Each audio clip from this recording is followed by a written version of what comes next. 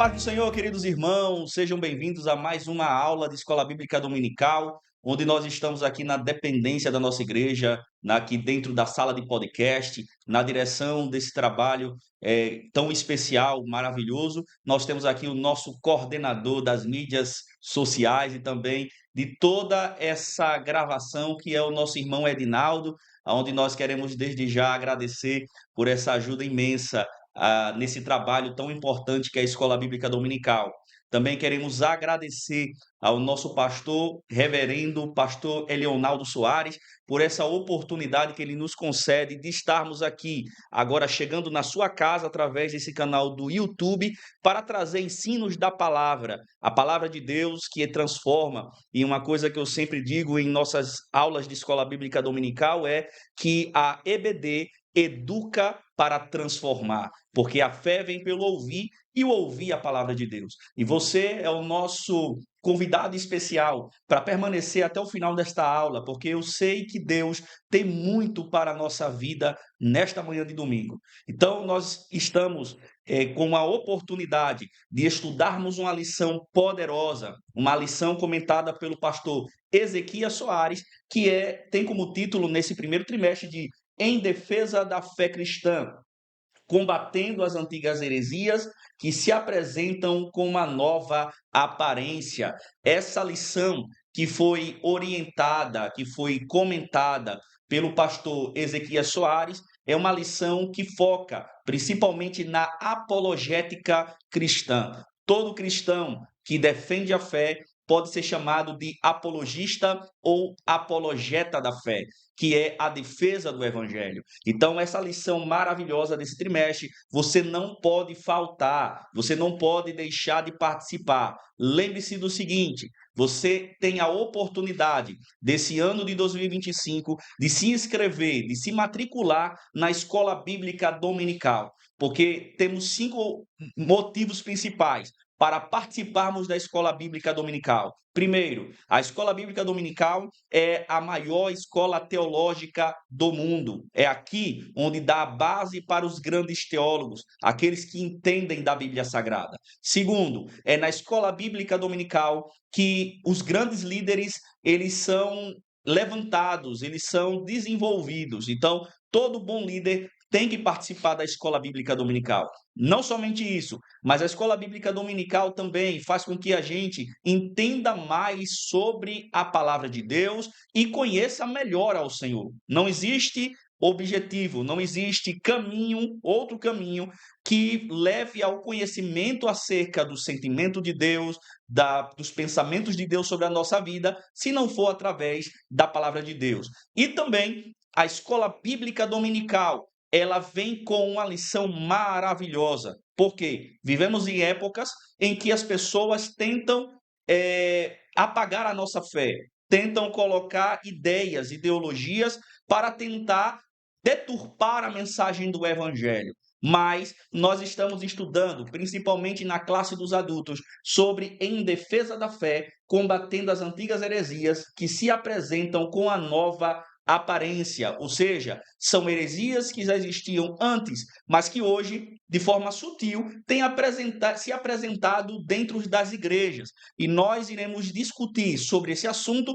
de uma forma mais aprofundada. Domingo passado, nós não tivemos a nossa aula de Escola Bíblica Dominical por questões técnicas, porém, a gente vai fazer uma revisão do que a gente estudou na primeira aula do domingo passado e depois iremos falar sobre a lição desse domingo.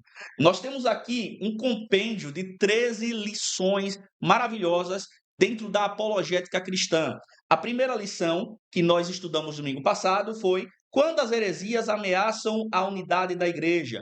A aula 2, que é a aula de hoje, nós iremos estudar com o tema Somos Cristãos. Na aula 3, a encarnação do verbo. A aula 4, Deus é triuno. Jesus é Deus, aula 5. Aula 6, o Filho é igual ao Pai, ou é igual com o Pai. Lição 7, a natureza humana e divina de Jesus. Lição 8, Jesus viveu a experiência humana. Lição 9, quem é o Espírito Santo? Lição 10, o pecado corrompeu a natureza humana. Lição 11, a salvação não é obra humana. Lição 12, a igreja tem a natureza organizacional. E lição 13, perseverando na fé em Cristo. Você percebe que toda a nossa lição é focada na defesa da fé e principalmente no evangelho do Senhor Jesus Cristo. Nessa manhã tão maravilhosa, nós temos a oportunidade de receber o presbítero Felipe Gonzaga, ele que é presbítero auxiliar aqui no Templo Central das Assembleias de Deus, igreja pastoreada pelo pastor Leonardo Soares, nosso pastor presidente, e também dirigida pelo copastor Fábio Pinheiro. Tudo bem, meu querido e amado irmão? Paz do Senhor, presbítero Marcos Paulo. É um prazer estar aqui na Escola Dominical, junto com os irmãos, nesse domingo de manhã, para estudarmos um pouquinho da porção da Palavra do Senhor e essa lição tão importante, com um assunto de fundamental importância para a nossa fé cristã, para entender um pouco mais e ter fundamento bíblico para poder combater aquilo que vem surgindo no seio da igreja, que são algumas heresias com nova roupagem que vem acabar desvirtuando a fé e abalando a espiritualidade de alguns irmãos. Então é um prazer estar aqui. Minha saudação de paz aos irmãos que estão assistindo e a minha gratidão aos nossos pastores, o pastor Leonardo Soares e o pastor da igreja, o nosso pastor Fábio Pinheiro. Amém, meu querido irmão.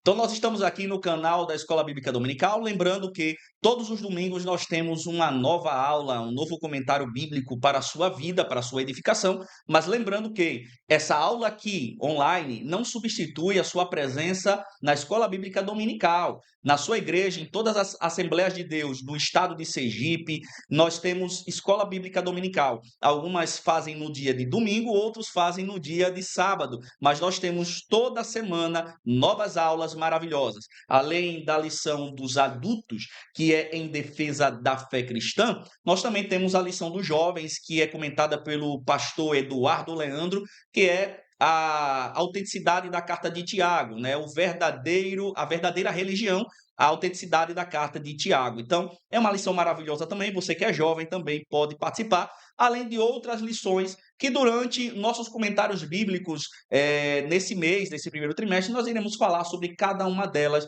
para que você possa sentir o desejo de estar presente. E uma coisa, presbítero Felipe, é que a aula online não substitui a aula presencial, porque na aula presencial nós podemos tirar dúvida com os nossos professores. Isso é maravilhoso, né? Você que já foi e ainda continua sendo professor de escola bíblica dominical, de discipulado, né, sabe muito bem a importância do aluno tirar suas dúvidas com o professor. Sem dúvida.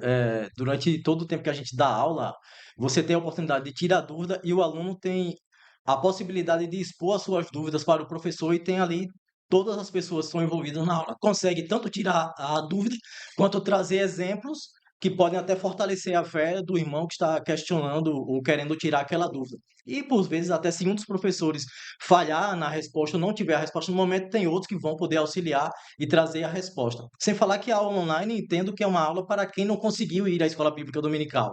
Porque ir à escola bíblica dominical é muito melhor porque você está envolvido num ambiente de comunhão com os irmãos estudando a palavra do Senhor. Muito bem, e é importante o aluno não deixar nenhuma dúvida, né? Porque às vezes a dúvida daquele aluno, ele vai procurar na internet, e nem todo o conteúdo que tem na internet é um conteúdo que é proveitoso para a fé cristã. Às vezes distorcem alguma palavra, às vezes é um conteúdo que não dentro daquilo que nós cremos. Nós que somos, por exemplo, dentro do arminianismo, né? Nós somos arminianistas, mas tem outros tipos de teologia, como teologia reformada, teologia progressista, teologia liberal, que são teologias que às vezes distorcem um pouco das ideias que nós temos, do ponto central das 5 solas que nós temos dentro das Escrituras Sagradas e da nossa teologia, não é isso? É verdade. Porque com a disseminação da informação e o acesso fácil à informação que hoje todo mundo tem através da internet, você joga na internet um tema e ele vai trazer uma lista enorme de informações e se você não tem base da sua própria fé, aquilo vai acabar trazendo um pouco mais de confusão para sua mente. Então, na escola dominical você tem um material refinado que está baseado na teologia pentecostal, que é a teologia que nós cremos, né? Que é muito mais importante você saber da sua fé do que buscar em fontes que você não tem tanta confiança assim. Muito bem. Então, hoje nós estamos estudando, meus queridos irmãos, sobre Somos Cristãos, a segunda aula de Escola Bíblica Dominical do ano de 2025, nesse primeiro trimestre, onde nós estamos estudando sobre a defesa da fé, comentado pelo pastor Ezequiel Soares, um grande apologeta, teólogo, escritor da CPAD. Então, a aula de hoje, nós vamos estudar sobre Somos Cristãos. Antes da gente falar sobre esse tema de Somos Cristãos, é importante falar para vocês que nós somos os principais combatentes da heresia. Heresia é todo tipo de ideologia filosófica, humana, que tenta distorcer as verdades do evangelho. Eu queria fazer só uma distinção, porque algumas pessoas podem confundir o que é heresia dentro do nosso âmbito cristão.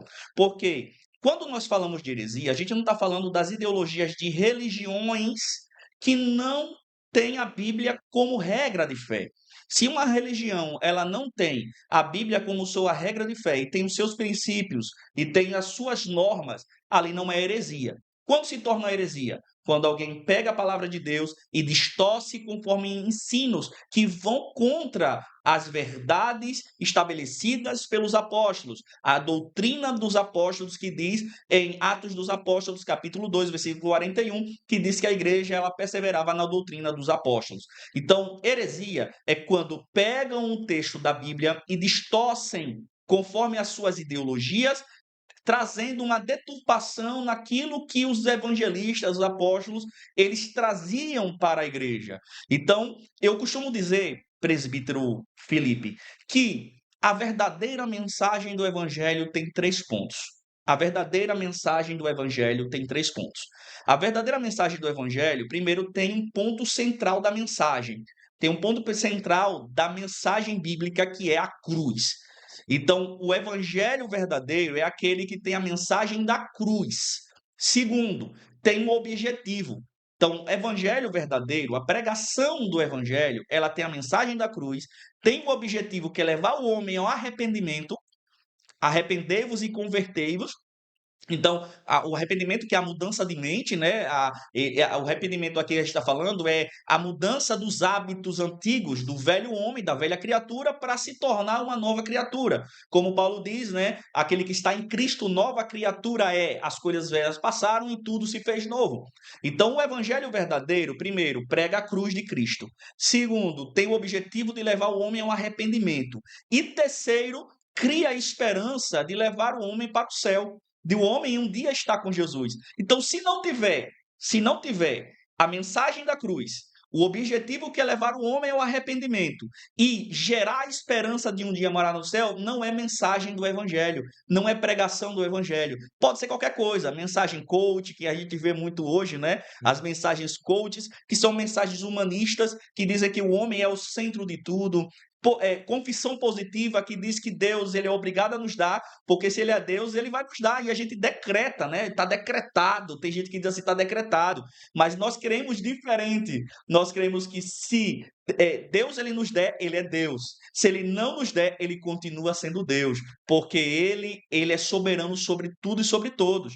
Então, se alguém chegar na sua igreja, eu sei que vocês, meus queridos irmãos, nós temos pastores, homens de Deus, que gostam, que amam a doutrina do evangelho, a doutrina da palavra, mas se chegar um pregador que não tiver dentro desses 3 pontos, ou um ensinador que não esteja dentro desses 3 pontos, que é a mensagem da cruz, o objetivo é levar o homem ao arrependimento e trazer, gerar a certeza de que aquele homem irá um dia encontrar com o Senhor lá no céu, não é mensagem do evangelho. Rejeite. A gente tem que ser, Felipe, presbítero Felipe, daqui a pouco eu vou passar a oportunidade para você também falar.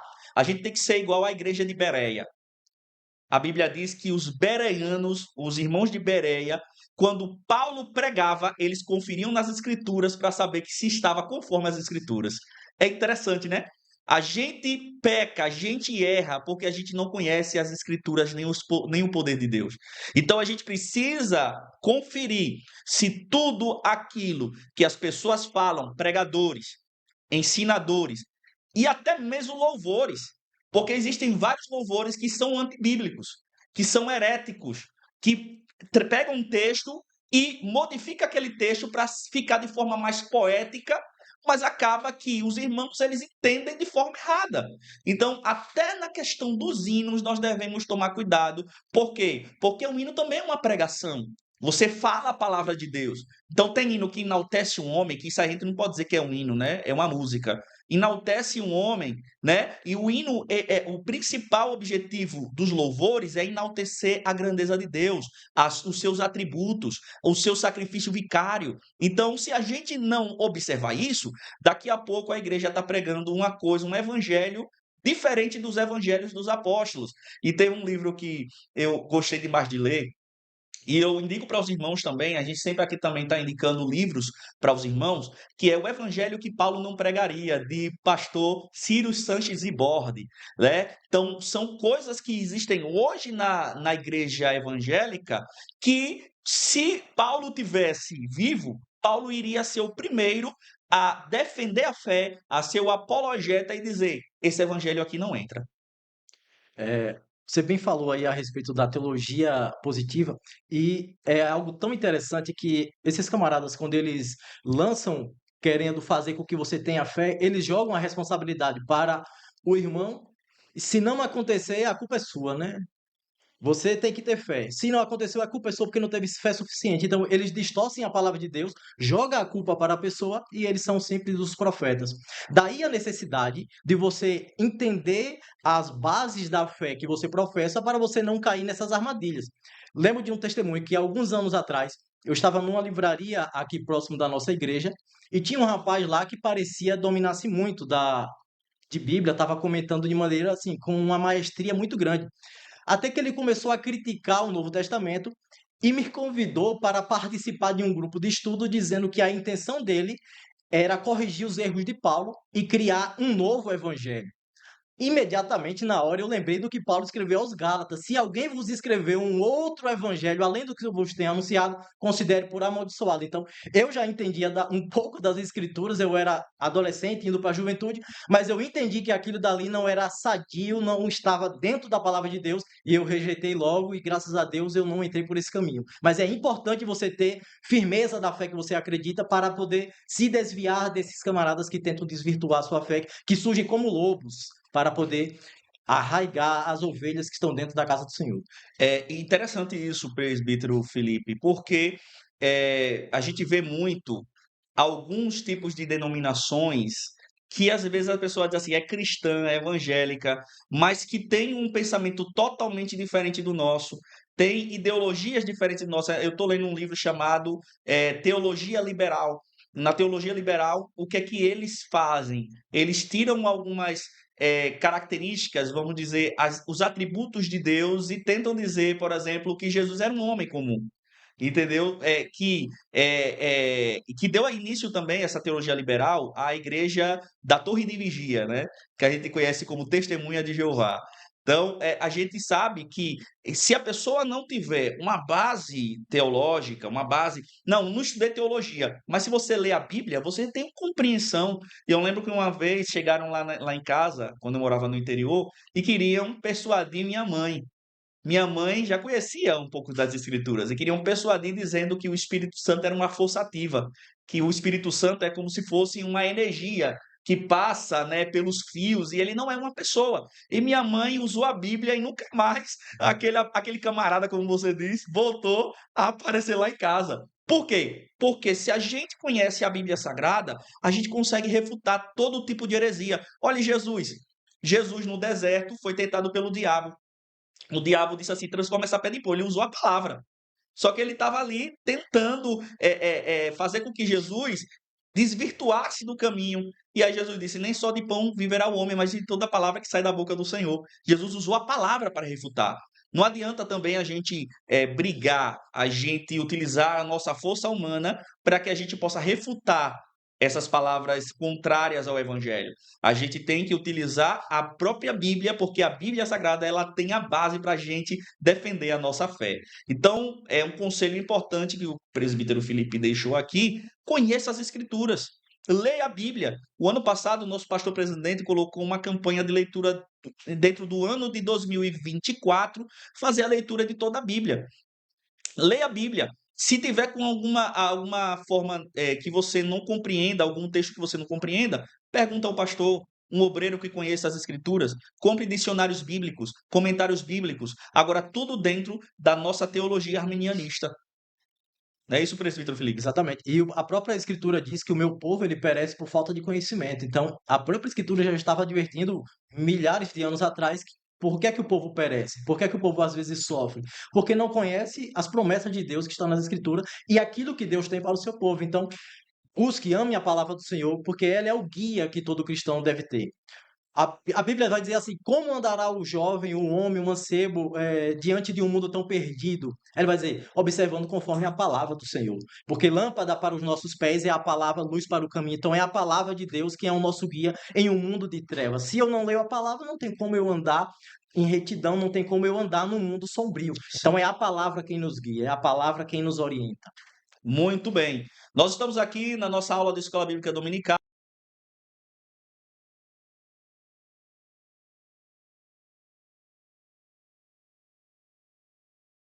Simão Edinaldo, e nós estamos aqui recebendo o presbítero Felipe Gonzaga, um dos nossos professores de Escola Bíblica Dominical, presbítero auxiliar aqui no Templo Central, e eu, presbítero Marcos Paulo, que também sou presbítero auxiliar, professor de Escola Bíblica Dominical aqui no Templo Central e colunista do Assembleiano, nossa revista digital. Toda semana nós trazemos comentários sobre a Escola Bíblica Dominical, cada aula, seja aula de jovem ou aula da classe dos adultos, e também estou como coordenador geral do IAD Teens, que é o departamento dos adolescentes da nossa capital.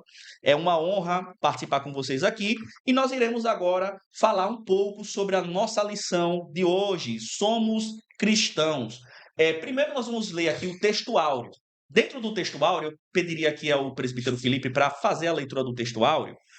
O textuário da lição está no livro de Atos, capítulo 15, versículo 19, que diz: pelo que julgo que não se deve perturbar aqueles dentre os gentios que se convertem a Deus.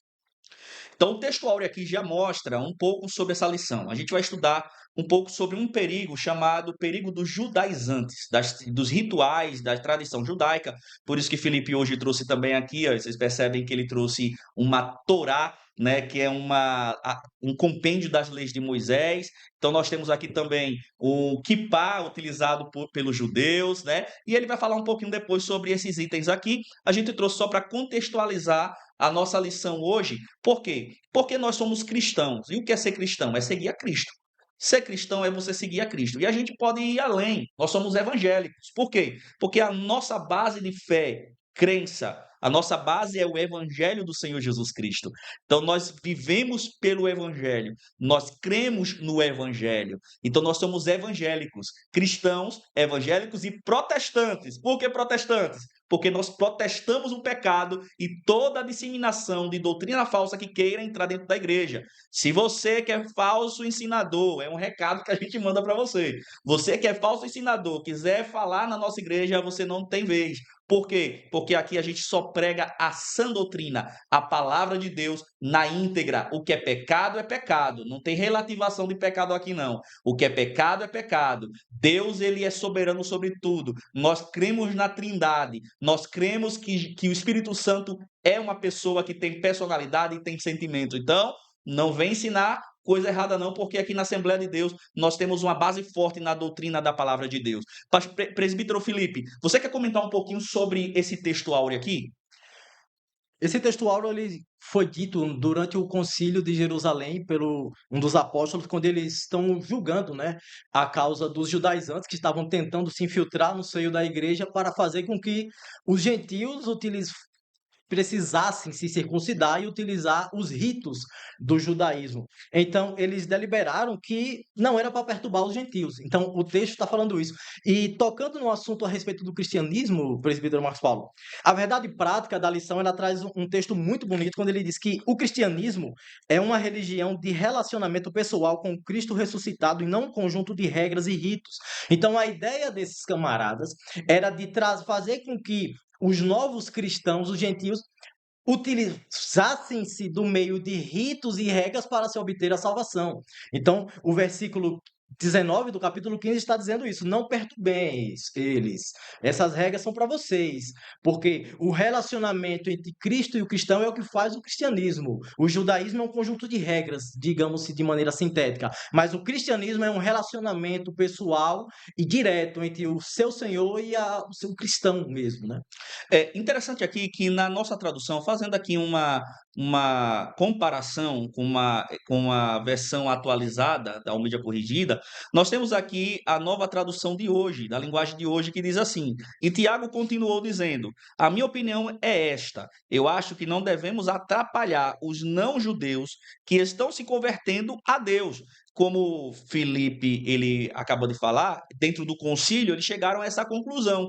Por quê? Porque eles queriam estipular, colocar como regra os gentios a se converterem ao judaísmo e aos seus rituais para eles serem salvos. E, na verdade, nós, como cristãos, acreditamos que a salvação vem exclusivamente por Jesus. Jesus ele disse: eu sou o caminho, a verdade e a vida, e ninguém vai ao Pai a não ser por mim. Tem outro texto que a gente percebe que Jesus, ele é a salvação, porque Deus enviou o mundo, Deus amou o mundo de tal maneira que deu seu único filho para que todo aquele que nele crê não pereça, mas tenha a vida eterna. Ou seja, tanto judeu como gentio, nós cremos que se aceitar a Jesus, não precisa mais seguir rituais. A gente sabe muito bem, presbítero Felipe, que a nossa cultura, o cristianismo, ele é baseado também em alguns, ele nasceu em uma cultura judaica, né? A gente sabe que a igreja apostólica, ela foi fundada no Calvário, mas ela foi inaugurada no dia de Pentecostes. Nós sabemos muito bem disso. Então, muita gente no dia de Pentecostes aceitou a Jesus. E até mesmo os gentios aceitaram a Jesus, porque viam o poder com que os apóstolos pregavam, os sinais seguiam os apóstolos, né? Porque Jesus ele já tinha prometido que os sinais seguiriam aqueles que crescem nele, né? Então, o cristianismo surgiu nessa cultura. A gente tem a nossa cultura judaico-cristã, né? Mas mesmo a gente tendo nascido, o cristianismo tendo nascido nessa cultura judaica, a gente não é judeu, a gente é cristão.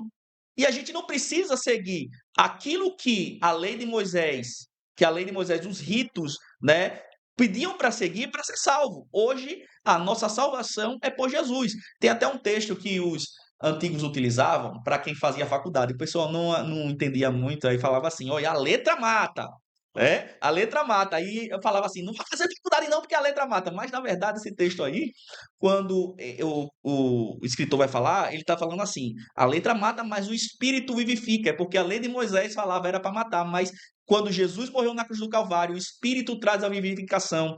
A justificação vem pela fé, né? Então, não pelas obras, mas pela fé. É claro que quem é justo, que é justificado por Cristo, as suas obras são demonstradas, né? Não tem como você falar assim: eu sou justificado em Cristo, e você viver sua vida antiga, as práticas antigas.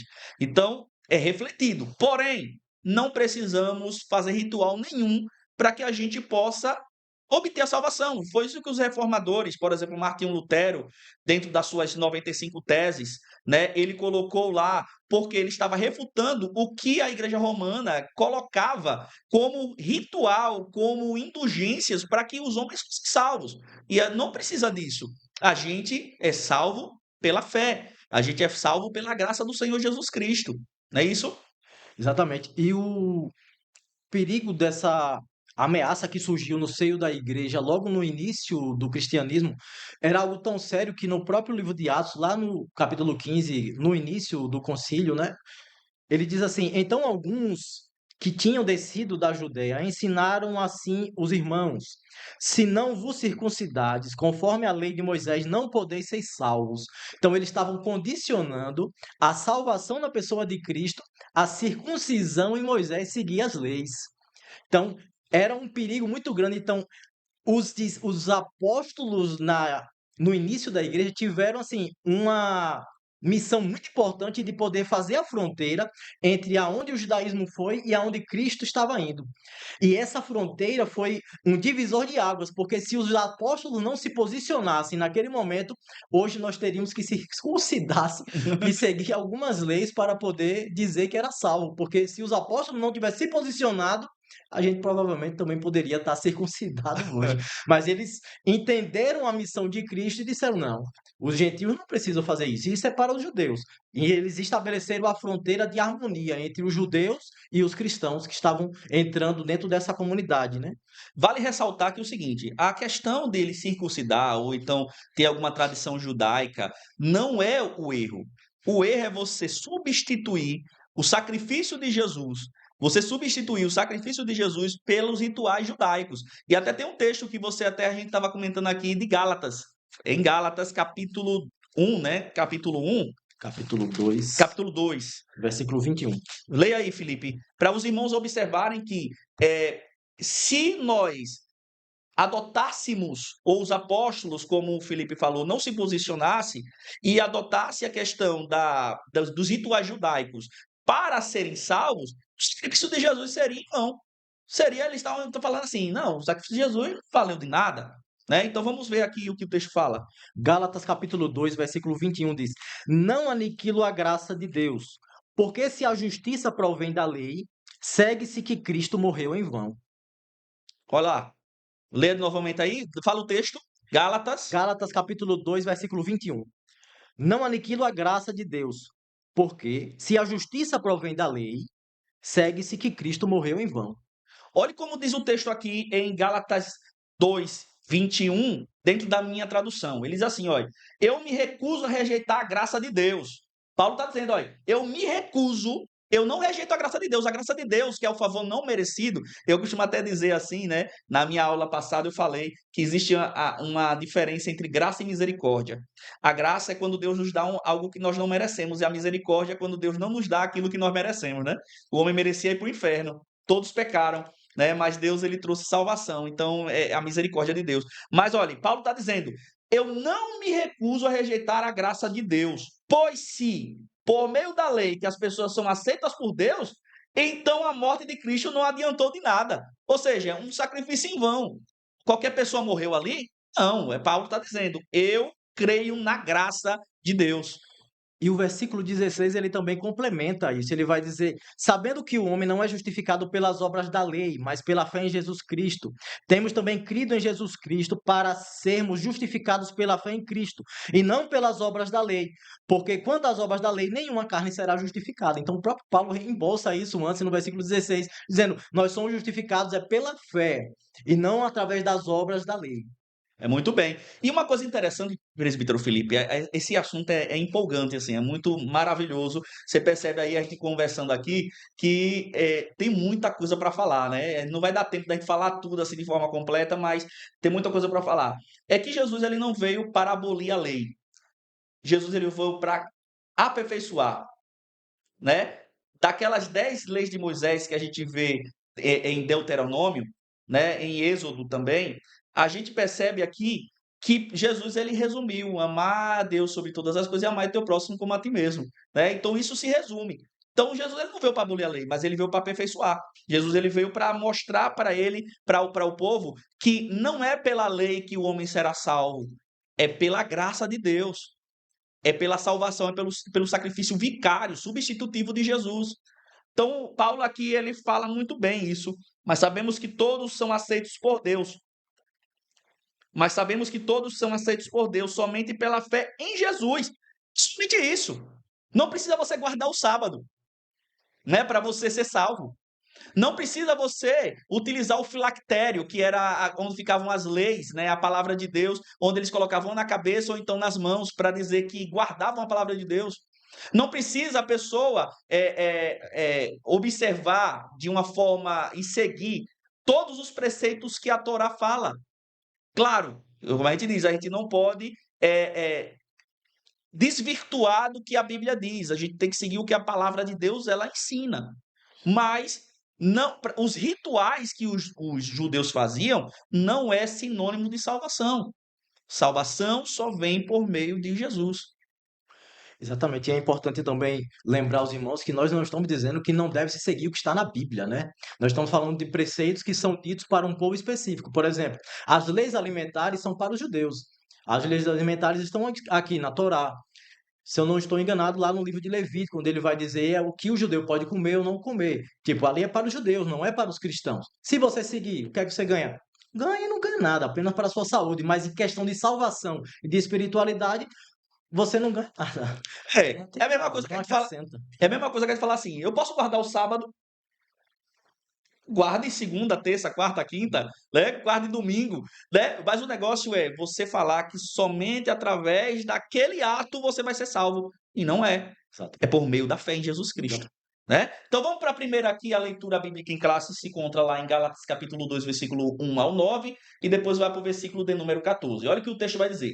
Depois, passando 14 anos, subi outra vez a Jerusalém com Barnabé, levando também comigo Tito. Isso é interessante aqui. Esse texto não está falando do concílio.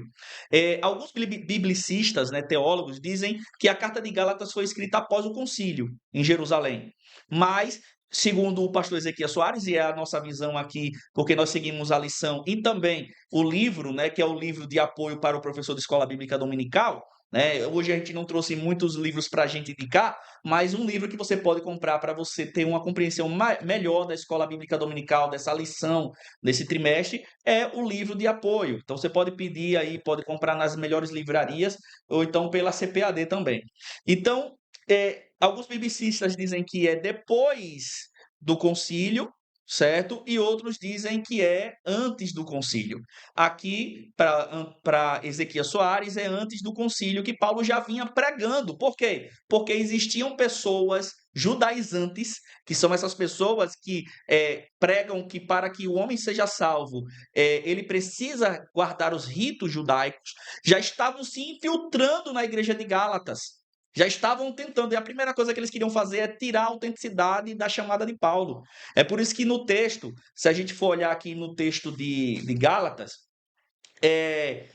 Paulo ele vai começar no capítulo 1, versículo de número 1, dizendo aqui, ó, eu, Paulo, escrevo essa carta, eu que fui chamado para ser apóstolo, não por pessoa ou por meio de uma pessoa, mas por Jesus Cristo e por Deus, o Pai que ressuscitou Jesus da morte. Paulo está dizendo o quê? Olha, eu tenho autoridade para falar o que eu estou falando. Eu sou apóstolo por Jesus.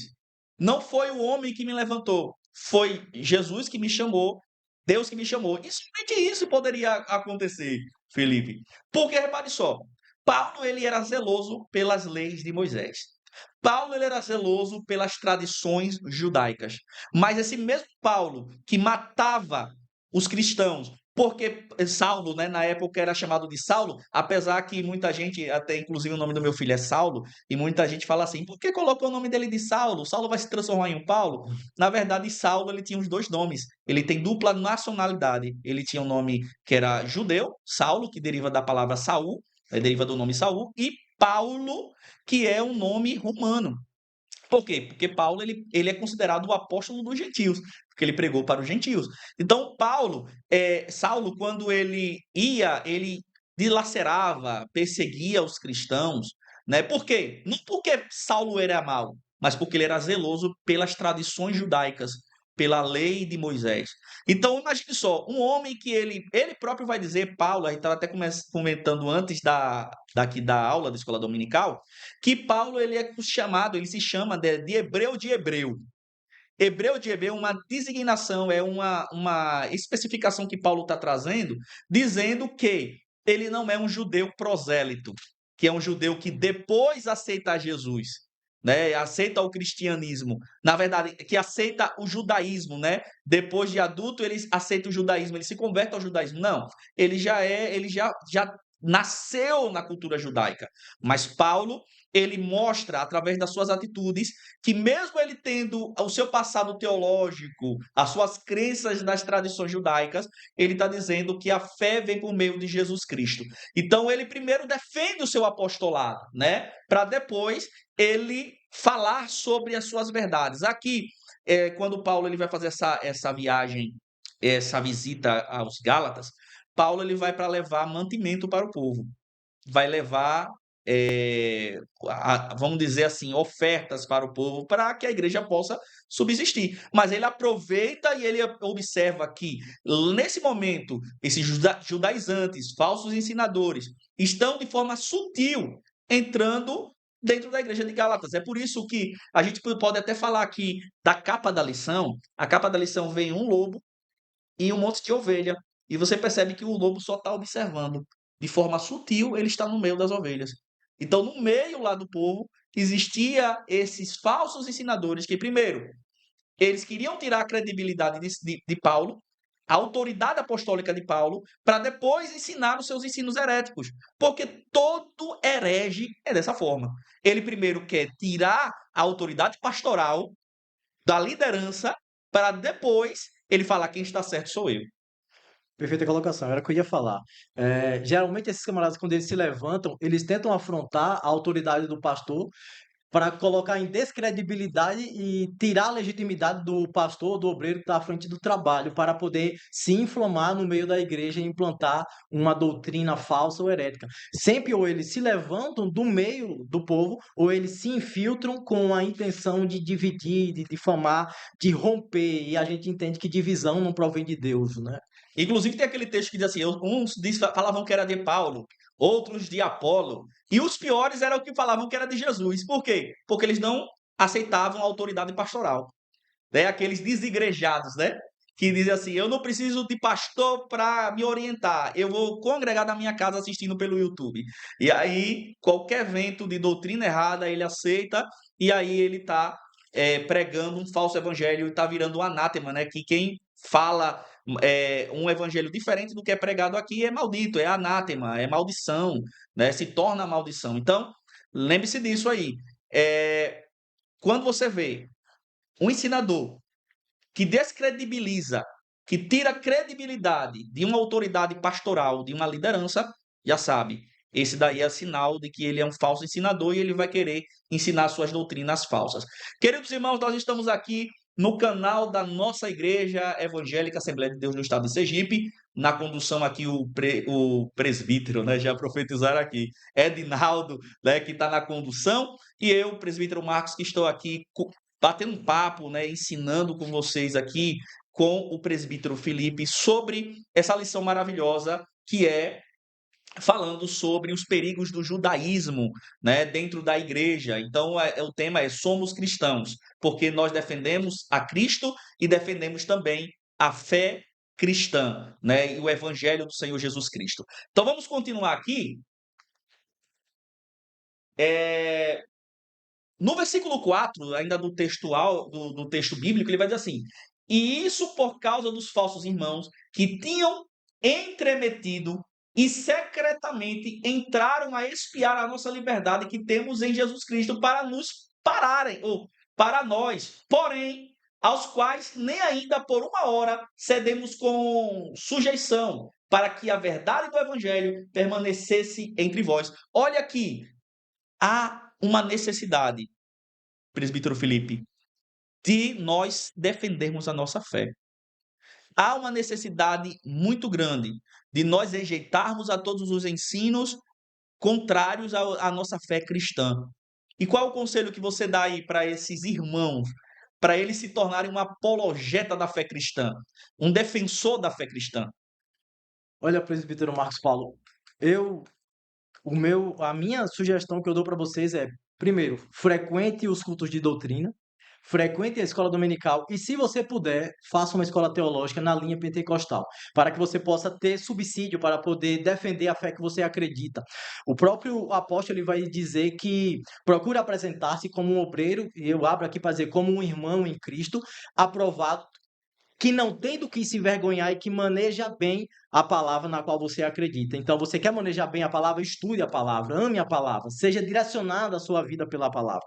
Se você não estudar a palavra, você não vai conseguir defender aquilo que você crê, aquilo que você acredita, né? E se você se diz ser um cristão e você não consegue defender a sua fé, nem dizer o porquê da sua fé, você precisa refletir um pouco mais a respeito do que é ser um cristão. O próprio apóstolo Paulo diz que nós devemos mostrar para o povo a esperança que há em nós. Então a gente tem que refletir realmente o que realmente nós acreditamos em Cristo Jesus. Então a igreja não pode ficar inerte. Quando aparecer qualquer tipo de teologia, eu faço teologia pela Unifacite, que é uma universidade do Paraná, e na aula de introdução à teologia, eu estudei que tem uma teologia chamada teologia feminista, né? Teologia feminista. E tem gente que adere a esse tipo de teologia. Então, se você não conhecer as escrituras sagradas, você vai cair nessa cilada.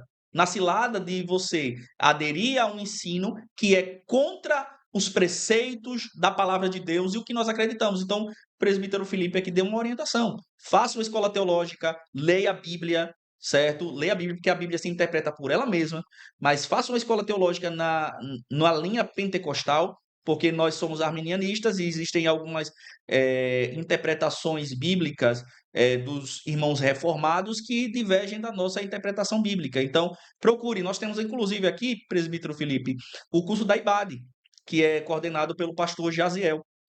Então, você pode também entrar em contato com o pastor Jaziel e fazer sua inscrição para que você possa aprender mais da palavra de Deus. O conhecimento nunca é muito. Sempre nós somos eternos professores.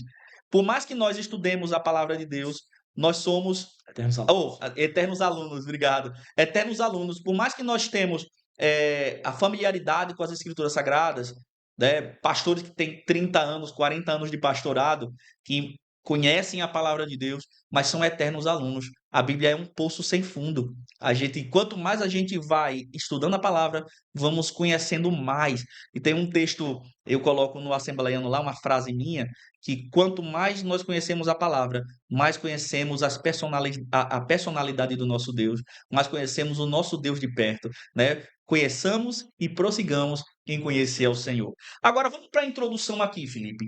A igreja herdou dos judeus muitas ideias e práticas no campo teológico e ético, visto que a jornada histórica da igreja começou em Jerusalém no dia de Pentecostes, numa comunidade judaica, né? Então a gente sabe muito bem que a igreja foi fundada, a igreja foi fundada no Calvário, mas que a igreja foi inaugurada em Pentecostes. Então, a igreja foi inaugurada nessa comunidade judaica, tinha muito judeu, uma festa de Pentecostes, uma das principais festas dos judeus, e esse ponto de interseção levaram alguns a confundir a lei de Moisés com a graça. E não tem como confundir a lei de Moisés com a graça. E aí é onde surge o grande desafio dos apóstolos, que é justamente conseguir equilibrar entre os irmãos judeus que estão aderindo à fé cristã na pessoa de Jesus Cristo e aqueles que estavam entrando também no meio dessa comunidade, que são os gentios. Então, fazer com que os dois vivam em harmonia. E aí é onde começa a surgir a briga, porque aqueles que estavam lá, que eram judeus, queriam que os novatos, que eram os gentios, utilizassem-se dos mesmos preceitos que eles utilizavam, guardassem a lei, seguissem os ritos, e aí é onde começou a ter os atritos. Os judaizantes querendo fazer com que os gentios utilizassem-se das mesmas regras que eles usavam. E aí, no meio dessa comunidade, onde os apóstolos têm então a missão, como já foi dito aqui, de estabelecer qual é a fronteira para viver em harmonia os dois, vivendo na pessoa de Cristo, né? Muito bem, muito bem. Agora aqui, o primeiro tópico, ele fala sobre a prevenindo-se contra a tendência judaizante. Primeiro o subtópico diz subindo outra vez a Jerusalém, o objetivo da reunião e Tito e a circuncisão. Tito, que era gentio, né? Eles queriam que Tito fosse circuncidado para que Tito pudesse participar da reunião, né? Então eles queriam que ele se convertesse ao judaísmo a fim de dizer que realmente ele seria salvo. Então, é uma parte que é bastante interessante, a gente pode comentar um pouco sobre ele. Você pode começar aí fazendo as suas considerações sobre esse ponto aí. O primeiro ponto, presbítero Marcos Paulo, da lição, ele vai dar um contexto geral de quando Paulo está escrevendo lá em Gálatas capítulo 2, que é quando ele vai ao encontro de alguns apóstolos, que seriam os principais apóstolos que estavam na igreja em Jerusalém. E ele traz uma diferença, a lição vai fazer essa diferença de que não é o concílio de Jerusalém de Atos 15, é uma outra visita que ocorreu antes, inclusive, desse concílio, quando o apóstolo Paulo vai ter de encontro lá com os apóstolos para trazer esse tema, que seriam esses judaizantes que estavam querendo inflamar essa falsa doutrina, corromper a mensagem da cruz, para trazer essa falsa ensino de que para você ser salvo você precisaria guardar a lei. Então, nesse primeiro ponto, ele vai contextualizar isso, mostrando Paulo indo, o motivo da viagem de Paulo ir para lá, vai falar a respeito da não circuncisão de Tito, que os próprios apóstolos não exigiram que Tito fosse circuncidado para participar da reunião, e mostrar o motivo daquela reunião e que, desde o início, sempre surgem aqueles inflamando para poder disseminar. Inclusive, nessa reunião, que era uma reunião privada com os apóstolos, levantaram-se pessoas para poder causar contenda e causar conflito, né, para poder inflamar a reunião. Logo no início E o que eu acho interessante é porque logo no início da igreja isso já existia, então não é algo novo. Desde o início da era cristã, a igreja embrionária nascendo, mas já tinha gente lá querendo colocar fogo estranho, como se dizem os mais antigos. E a gente sabe muito bem que quando esse tipo de afronta chega para confundir e brigar, aí briga liderança que ensina a palavra e às vezes membro ou até mesmo outra liderança que tem um pensamento diferente e aí a igreja não prospera. A igreja ela não cresce, ela incha, né? Incha de todo problema e não cresce, porque reino dividido não fica de pé. Então a gente sabe muito bem disso. Isso dentro, não somente a Bíblia fala sobre todas as divisões que causaram rompimentos ao ponto de trazer confusão, né? Como por exemplo, quando Salomão morreu, que o seu filho Roboão assumiu, que ele não teve uma administração muito boa, brigou com o povo, e aí parte das tribos de Israel foi para Jeroboão. Então, toda vez que tem algum tipo de contenda, briga dentro de uma comunidade, quem perde é a igreja. A igreja perde por quê? Porque o mundo lá fora olha para a igreja e diz assim: é um lugar de unidade, é um lugar de comunhão, é um lugar em que todos têm o mesmo pensamento, né? Como dizem Atos dos Apóstolos, capítulo 2, que todos tinham tudo em comum. Porque o mesmo pensamento, seguiam a doutrina dos apóstolos, oravam, repartiam tudo entre si, né? Mas aí quando tem esse tipo de confusão, de cileuma, como diz o pastor João Paulo, né? De cileuma, de confusão, de atrito, e quem vai perder a igreja porque o povo vai dizer: eu não quero ser daí, porque aí só vive brigando. Um fala de um jeito, o outro pensa de outro, e aí acaba que causa contenda. Então é um perigo muito grande de heresia entrar dentro da igreja, é isso, né? Fazer com que a igreja esteja desunida, e a gente sabe que a igreja cristã deve estar unida em prol do evangelho, na defesa do evangelho. Perfeito. Continuando a respeito da circuncisão e a respeito do assunto que vai tratar a primeira lição, o primeiro ponto da lição ele vai falar subindo outra vez a Jerusalém. Então ele vai mostrar que a primeira vez que Paulo teve um encontro com os discípulos e depois ele vai falar dessa segunda vez, desse segundo encontro. Então ele está dizendo que depois desses anos ele vai uma segunda vez ao encontro dos discípulos para apresentar essa queixa e ele vai trazer a diferença de que não é concílio de Jerusalém, que ocorreu em Atos 15, mas essa reunião que ocorreu aí no livro de Gálatas, capítulo 2, é uma outra reunião, uma reunião diferente. Ele vai tratar também no ponto 2 o objetivo dessa reunião, né? Que é justamente o objetivo da reunião era, na verdade, Paulo se utilizou de uma situação para apresentar uma queixa dele aos apóstolos, né? Porque ele foi chamado para levar donativos à Judeia por conta de uma revelação de um profeta, não é isso que a Bíblia fala? E ele aproveita essa situação para apresentar a queixa do judaizante à igreja que está lá em Jerusalém, que seriam os apóstolos, os pais da igreja. E o terceiro ponto ele vai tratar justamente sobre o Tito e a circuncisão. Vai mostrar que Barnabé era judeu e por isso que Paulo circuncidou ele. Mas Tito, não sendo judeu, não precisou, Paulo não exigiu, a igreja também não exigia, mas tinha alguém que era os judaizantes exigindo que ele fosse circuncidado para poder ter lugar de fala. É um perigo. Agora vamos para o segundo ponto aqui. O segundo tópico diz: a tendência judaizante no início da igreja. Nós temos três tópicos aqui que a gente também vai fazer em síntese, né? Nós temos o espanto do apóstolo, quem eram os judaizantes, o clima de tensão. Então, aqui a gente vai falar sobre esses três pontos aí. O primeiro ponto diz assim, olha, o termo judaizante, na verdade, é o clima. Aqui, ó, o espanto do Paulo, né? O Tão longo Paulo retornou da sua viagem, ficou sabendo que os irmãos da Galácia estavam vivendo em outro evangelho. E isso deixou o apóstolo estarrecido e atônito pela rapidez do desvio deles. Olha que interessante. Rapidamente, rapidamente. Toda vez que um ensino falso ele chega para pessoas despreparadas, que não têm a base no evangelho, rapidamente ele é disseminado dentro da comunidade. Então, por isso que Paulo, como um pastor, porque todo pastor tem a preocupação, o verdadeiro pastor tem a preocupação em orientar suas ovelhas, né? Ele tem que orientar. E Paulo, como um bom pastor e como um bom apologeta da fé, Paulo, ele ficou atônito, ele ficou estarrecido, né, pela rapidez que isso aconteceu. E isso está em Gálatas, olha. Gálatas capítulo 1, versículo 6 diz assim: Estou muito admirado com vocês, pois estão abandonando depressa aquele que os chamou por meio da graça de Cristo e estão aceitando outro evangelho. Paulo está dizendo assim: como é que vocês têm um ensino que eu já tinha passado para vocês, que vocês já tinham dos apóstolos, e vocês estão aceitando com tanta rapidez esse outro evangelho? Lendo esse texto em casa, o que me chamou a atenção assim é o texto, o emprego da palavra rapidez. Porque a igreja de Gálatas não era uma igreja leiga, que tipo tinha aprendido há pouco tempo o evangelho, era uma igreja que já tinha recebido o evangelho.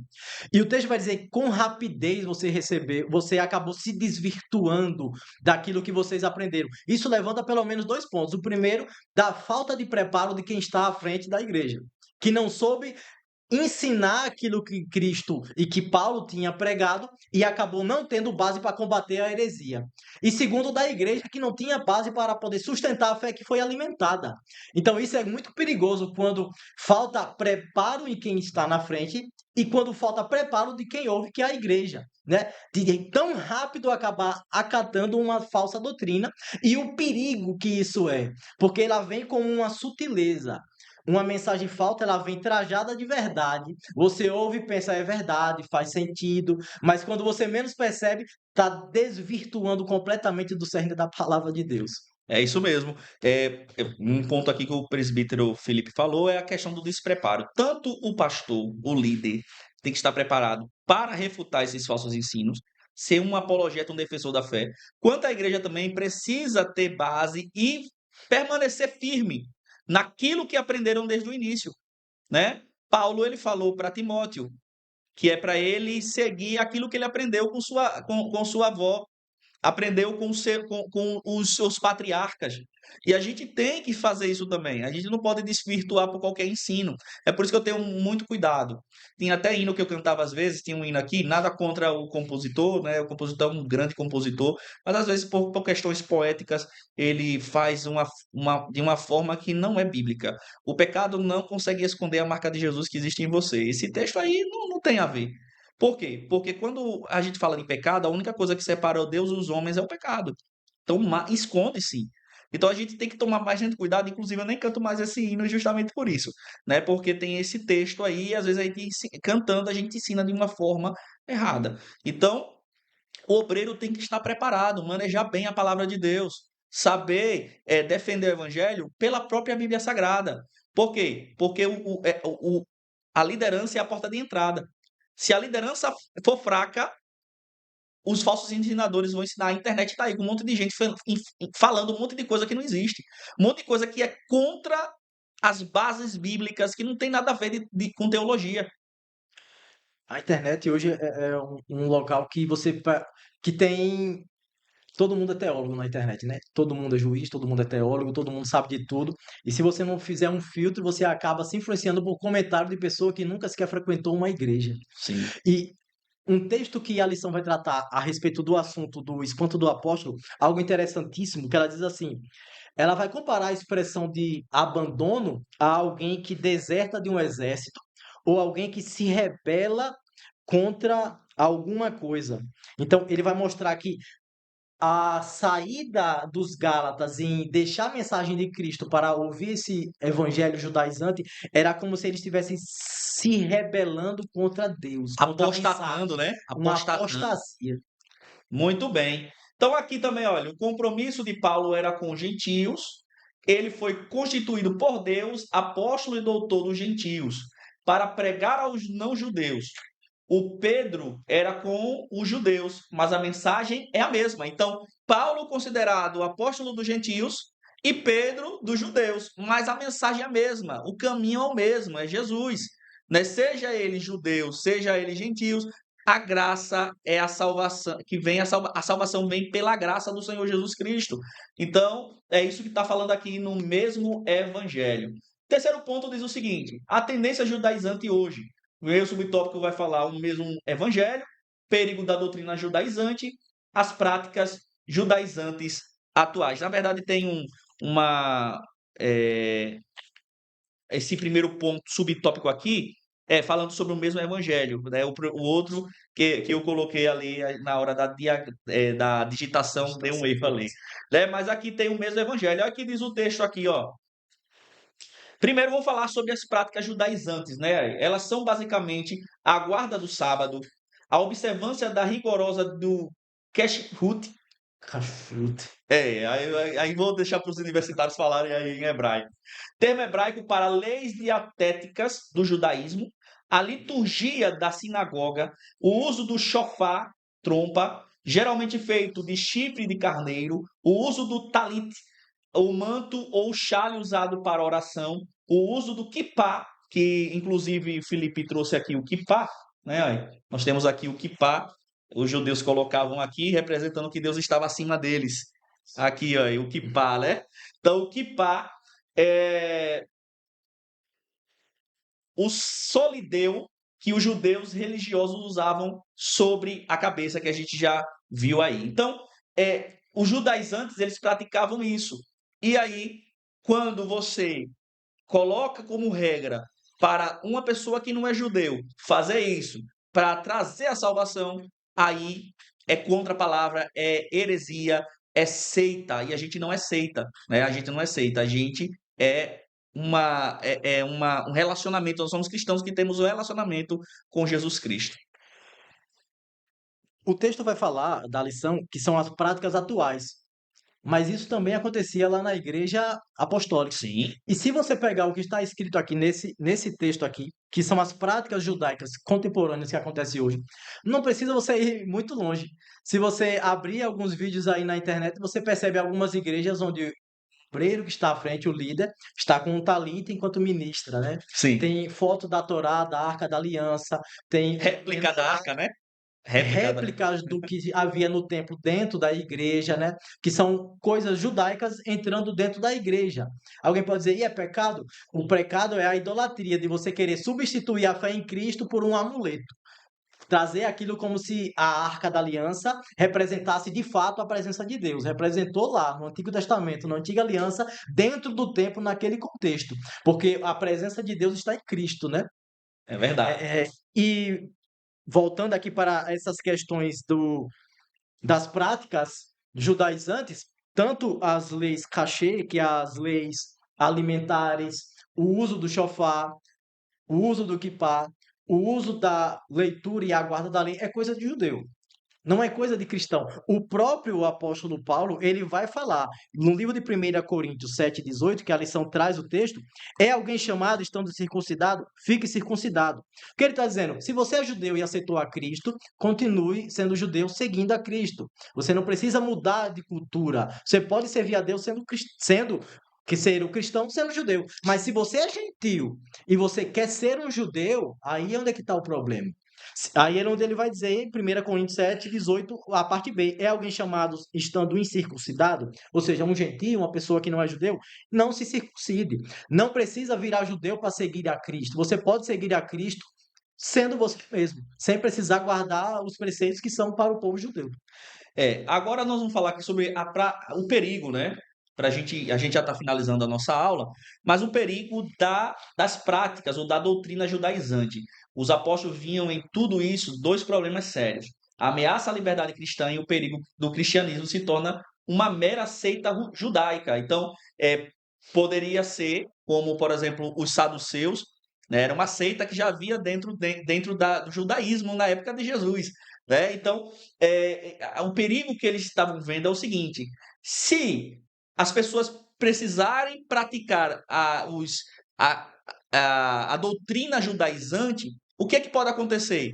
Poderá dizer que somente se praticar aquilo ele será salvo e não terá a liberdade em Cristo. Só Cristo tem a liberdade que a gente precisa. Alterando de vez a mensagem de Cristo, né? Porque o próprio apóstolo Paulo vai explicar dizendo que não é por obras que nós somos salvos, né? Não é porque eu sou bom bastante, porque eu faço boas caridades que eu serei salvo, mas a minha salvação está em Cristo, é por Cristo que eu sou salvo. Então, existia esse perigo e a igreja se posicionou de maneira assertiva e certeira. Senão nós seríamos, o que já foi dito aqui há algum tempo atrás, uma seita dentro do judaísmo e a gente poderia estar hoje tendo que cumprir alguns ritos judaicos, por Porque exemplo. senão a gente não seria nem digno de estar dentro da congregação, né? Porque senão, se a gente não seguisse essas tradições. Então, olha lá. Então, o primeiro perigo é esse, o segundo perigo é se tornar uma seita, né? E a gente não é seita, nós temos a nossa fé fundamentada em Jesus Cristo. O nosso relacionamento é com Cristo Jesus. Os cristãos judaizantes alteravam o cerne do evangelho, pois colocavam a lei como complemento da obra que Jesus efetuou no Calvário. Era de fato outro evangelho. Por isso o apóstolo amaldiçoou. A gente vai ver aqui em Gálatas, né? Gálatas capítulo 1, versículo 8, versículo 9. Você lê na sua tradução e depois vou ler na minha tradução aqui. Gálatas capítulo 1, versículos 8 e 9 diz: Mas ainda que nós mesmos, ou um anjo do céu vos anuncie outro evangelho, além do que já vos tenho anunciado, seja anátema. Assim como já vos dissemos, agora de novo também vos digo: se alguém vos anunciar outro evangelho, além do que já recebeste, seja anátema. Olha aqui, olha no meu texto, diz assim: mas se alguém mesmo que seja de nós, porque tem aquelas pessoas que são de fora, que querem trazer uma teologia diferente do que a gente acredita, ideologias filosóficas, né? E tem aquelas pessoas que são de dentro, que saem de dentro e querem trazer ensinos errados pelos seus por aquilo que ele acredita, né? Ele quer trazer, tirar o fundamento da fé cristã. Olha o que ele diz aqui: mas se alguém, mesmo que seja de nós, ou até um anjo, anunciar a vós evangelho diferente daquele que temos anunciado, que seja amaldiçoado. O texto diz assim: pois já dissemos antes e repetimos: se alguém anunciar um evangelho diferente daquele que vocês aceitaram, que essa pessoa seja amaldiçoada, né? Então, há esse perigo aí. Paulo está dizendo que quem pregar outro evangelho é amaldiçoado e a gente não deve aceitar. Seja ele, essa pessoa que esteja propagando de dentro da nossa comunidade, seja pessoas de fora, ou até mesmo aquele falou, um anjo do céu, né? Ele falou, até um anjo do céu, que é uma criatura perfeita, né? Se algum anjo do céu vier pregar um evangelho diferente do que pregamos, é amaldiçoado. Exatamente. E o que ele vai trazer a respeito do perigo é o que está lá em Atos 15, capítulo 1. Nós já lemos, só vou ler o finalzinho, que diz assim: se não vos circuncidares conforme a lei de Moisés, não podereis ser salvos. Então era justamente isso que Paulo estava combatendo, né? Essa ideia de que você só pode ser salvo seguindo a lei. Para a gente finalizar aqui a nossa aula, né? Nosso tempo já vai embora e nós já estamos concluindo a nossa aula. É importante vocês lembrarem do seguinte: é, esses perigos estão cercando a igreja, certo? Porém, nós cremos piamente, cremos sem sombra de dúvidas, que a única forma de sermos salvos é através de Jesus. Não precisa você fazer ritual, não precisa você usar kippah, não precisa você guardar o sábado. Se você crê em Jesus como seu único e suficiente Salvador, você será salvo. Na conclusão da nossa lição, vai dizer o seguinte: o resultado da reunião foi desfavorável aos judaizantes. Ou seja, de forma unânime, nós tivemos um parecer acerca lá dentro do concílio sobre a questão desses ensinos dessa prática judaizantes. Só o fato de os apóstolos, sendo judeus, concordarem com a explicação sobre a especificidade de cada grupo dada por Paulo, já apontava o engano desses legalistas sobre a obra salvífica em Cristo. Esse resultado serviu tanto aos Gálatas como a todo o cristianismo nesses mais de 20 séculos de história. Assim, a diferença entre os judeus messiânicos e os cristãos judaizantes atuais é que os judeus estão preservando a cultura hereditária e o povo hereditária do seu povo, e os judaizantes colocando remendo novo em pano velho, como diz em Mateus capítulo 9, versículo 16. Ou seja, nós temos os judeus messiânicos, aqueles que creem em Jesus, mas que eles preservam a sua cultura, né? Então, se você vê alguma igreja messiânica, Sinagoga judaico-messiânica. sinagoga judaico-messiânica, eles creem em Jesus Cristo, só que ele tem lá os costumes dele, e não é obrigado, nós que somos cristãos, seguir o que eles seguem. Nós só precisamos crer em Jesus Cristo, seguir a palavra de Deus e amar Jesus como o nosso único e suficiente Salvador. Pode falar, presbítero Felipe. Só deixo uma recomendação para você que tem se deparado com algumas doutrinas inconsistentes, quem tem causado dúvida na sua mente, procure a sua liderança para tirar essa dúvida. Não vá tentar procurar na internet que talvez possa trazer mais confusão para você. Está em dúvida a respeito de algum assunto da doutrina? Procura o seu pastor. Se o seu pastor não puder te orientar, procura algum irmão mais experiente, procura algum obreiro que possa te direcionar para que você não fique com essa dúvida e acabe afetando a sua fé e a sua comunhão com Cristo e com a igreja. Muito bem. Presbítero Felipe, muito obrigado. Eu quero que você deixe as suas considerações finais, né, antes da gente encerrar aqui. Muito obrigado por aceitar o convite do nosso pastor presidente e do nosso co-pastor, pastor Fábio Pinheiro. Eu me sinto muito feliz de estar aqui. Na verdade, já era para ter vindo outras vezes, mas a agenda nunca bateu com o nosso antigo pastor Roberto. Mas eu sou muito grato ao pastor reverendo Leonardo Soares e ao pastor Fábio Pinheiro pela oportunidade de estar aqui falando com você e com o presbítero Marcos Paulo, meu amigo.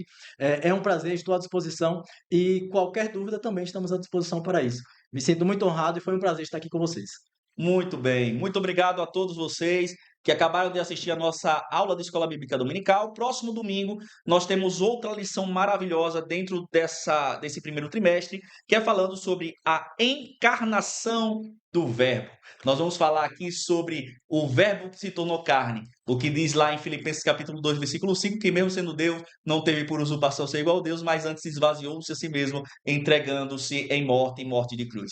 Então, Deus abençoe a todos, em o nome de Jesus, e até a próxima.